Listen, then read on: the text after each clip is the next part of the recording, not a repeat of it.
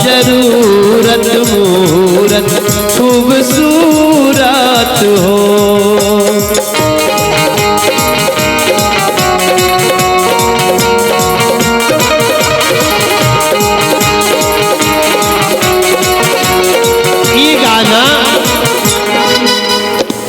ये गाना कोई हम नहीं लिखले, ये गाना तो बहुत दिन से चलत रहे, बस हम ओकरा के थोड़ा सा साउंड से, थोड़ा सा प्रचार से ओके थोड़ा बढ़ाईली और अमेरिका और लंदन में भी बाजा जाती। देवरिया के गाना कहा जब बाबू पैदा हुई तब गवाला, अरे हमारा बुझाता बबुआ जीएम हुई है। जब घर में लड़का बच्चा पैदा होले तो घर में बहुत तरह के लोग होला, आज जे जैसन रहेला अपने बच्चा के वैसने भविष्य देवे खातिर कोशिश करेला, सपना देखेला। तो कोई कहता कि हमरा बुझाता बबुआ जीएम होई है, तो कोई कहत बा डीएम होई है हो।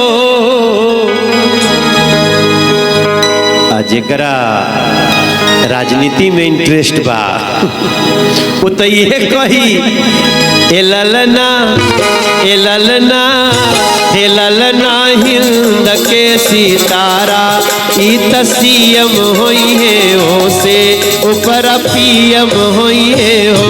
हे ललना हिंद के सितारा ऊ सीएम होई है हो से ऊपर पीएम होई है हो। हे ललना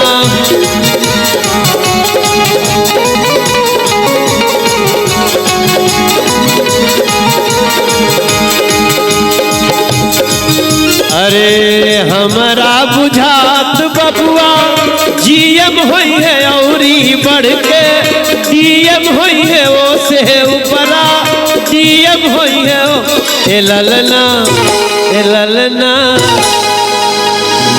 जो बजा रहे इनके लिए ताली बजाइए, हमारे साथ वाले नहीं है लेकिन कितना बढ़िया बजावता। और एगो सहनाई भी बाटे, अरे बजाओ भैया तनी सहनाई बजाओ। हाँ तने अरे माइकवा खोलो कर दे उनकर सहनाई के। हाँ बजाई बजाई। अरे ताली बजाई, आजकल सहनाई कहाँ मिला था सरकार।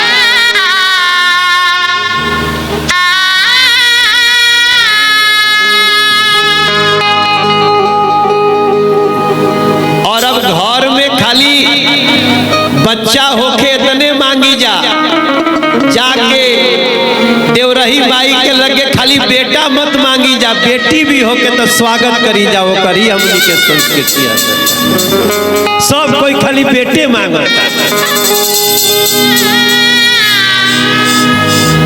बहुत बढ़िया भैया, छेड़े रहो, बहुत अच्छा लग रहा है।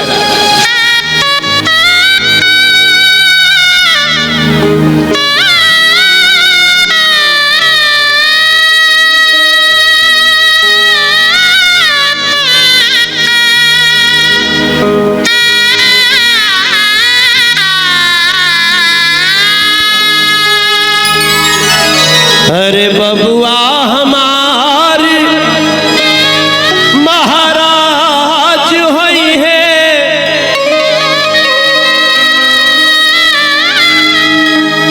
ई भोजपुरी संस्कृति है। खाली हमनी के जीएम डीएम नहीं मांगे ली जा, हमार बाबू महाराज बने, सनातन संस्कृति के वाहक बने कि बबुआ हमार महाराज होई है, राजा धीराज होई है हो।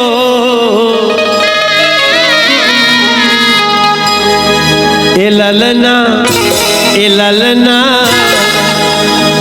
कितना सुंदर तुलना कल गिल बाटे कि हे ललना धातु में हीरा पुखराज होई है सिरवा के ताज होई है हो हे ललना धातु में हीरा पुखराज होई है सिरवा के ताज होई है हो हे ललना धातु में हीरा पुखराज होई है सिरवा के